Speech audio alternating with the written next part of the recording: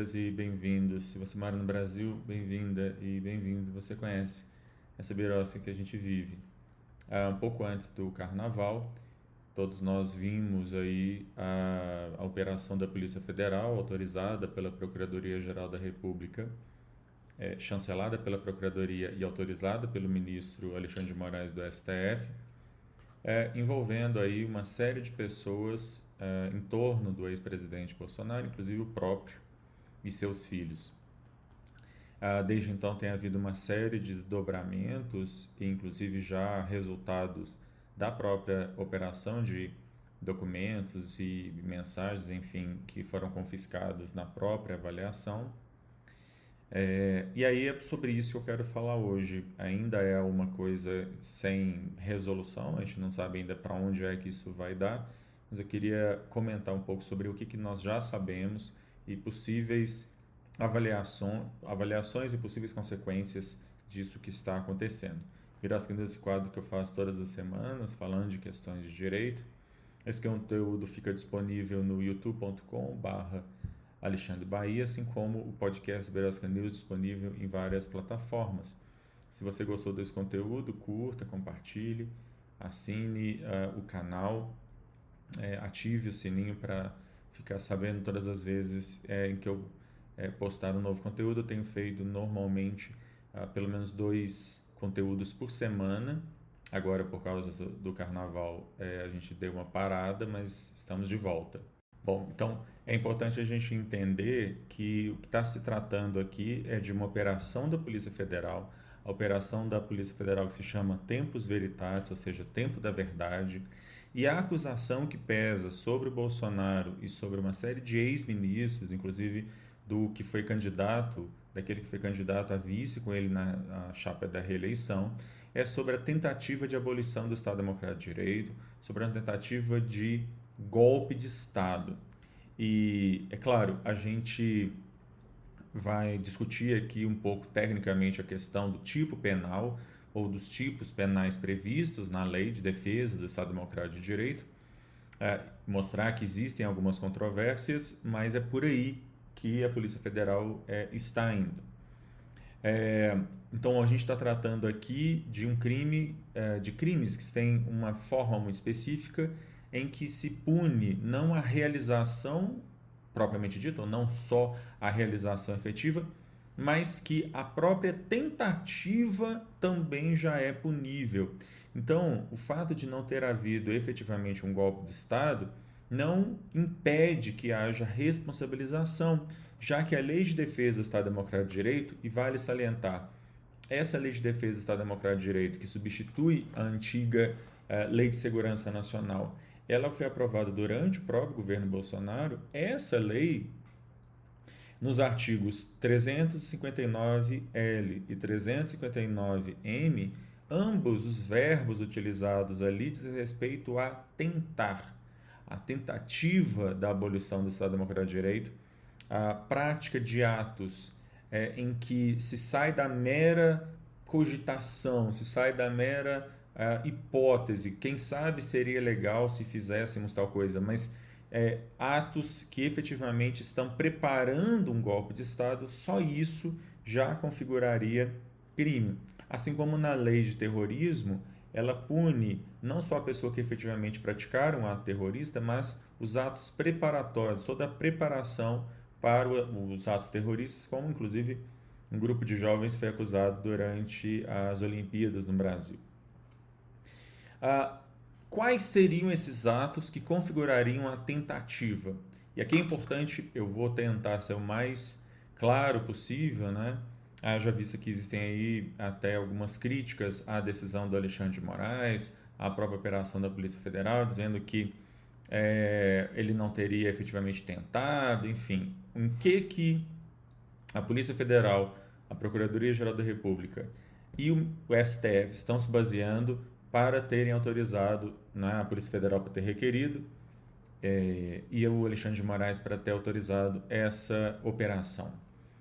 Primeiro, a reunião que o Bolsonaro teve com seus ministros e principais assessores antes do primeiro turno das eleições do ano passado. Nessa reunião, houve uma série de coisas que foram faladas pelo Bolsonaro e por pessoas próximas a ele.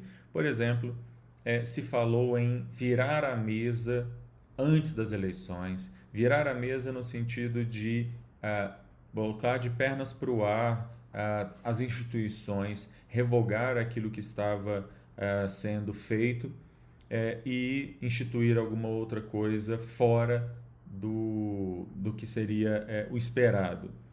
O Bolsonaro aparece falando que os seus ministros deveriam atuar para divulgar incessantemente mensagens falando sobre pseudas fraudes em eleições.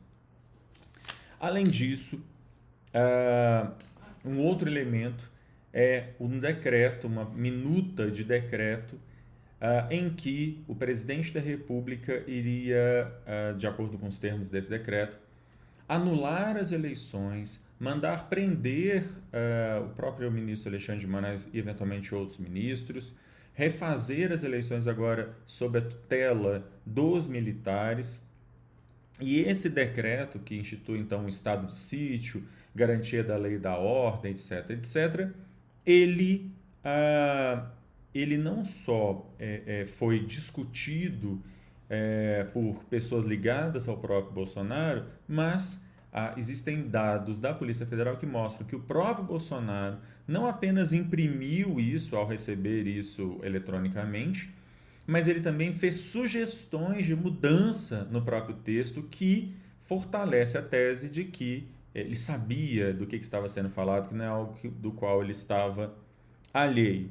Uma terceira coisa é que o seu ajudante de ordens, o Cid, o Mauro Cid, que agora, há pouco tempo atrás, fez uma delação que é uma das bases sobre as quais a investigação da Polícia Federal culminou em tudo isso que a gente viu, ele deu ordens aos manifestantes que à época estavam em frente aos quartéis sobre o que fazer, onde ir, e que aquelas ordens lá da justiça para desfazer os acampamentos não ia dar em nada, que aquilo lá ia ficar por isso mesmo.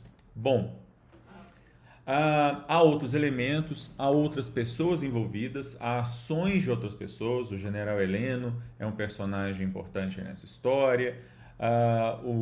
Os militares mais ligados ao presidente que convocaram outros militares e aqueles militares de alta patente que se recusaram a participar dessa movimentação foram acusados de traidores e houve toda uma movimentação para que esses militares tivessem sua imagem achincalhada de traidores, alguma coisa assim.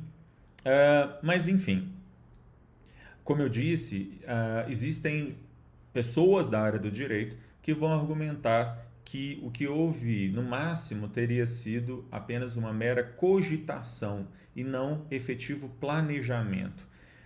Ou seja, se o que o ex-presidente fez foi apenas pensar num golpe, foi apenas, eventualmente, escrever uma minuta ou fazer sugestões ou uma minuta, mas não fazer nenhum ato efetivamente de tentativa, que então estaria na mera cogitação e não haveria crime. Essa é uma questão controversa.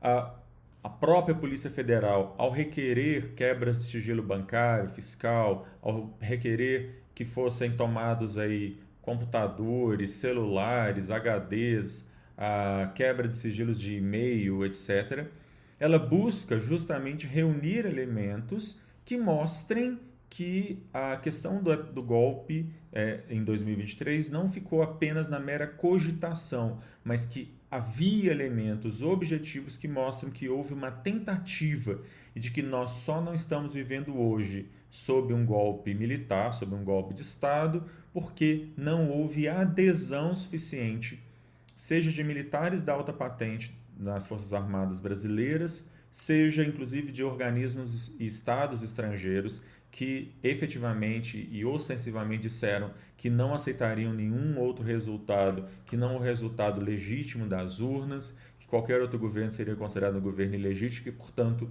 haveria rompimento das relações não só comerciais, mas também diplomáticas. Ou seja, um golpe, não houve muito mais, segundo o que a Polícia Federal está apurando, muito mais por incompetência daqueles que tentaram do que efetivamente porque ficou apenas na mera cogitação. Bom, é mais ou menos isso. Como eu disse, há opiniões em contrário, não são quaisquer opiniões, são opiniões abalizadas, não é algo tão simples assim. A gente vai continuar acompanhando esse caso e vamos ver como é que isso vai se desenrolar, que provas e novas provas têm surgido todos os dias. A Polícia Federal vai trazer para, ao final, ofertar ou não, ao final desse inquérito, ao Ministério Público indiciamento, pedidos de indiciamento, abertura de ações penais, enfim. Eu vou ficando por aqui. Se você gostou desse conteúdo, curta, compartilhe, comente. Qualquer momento eu volto falando de mais alguma questão maluca, absurda, estapafúrdia que acontece nessa birosca de país. Tchau.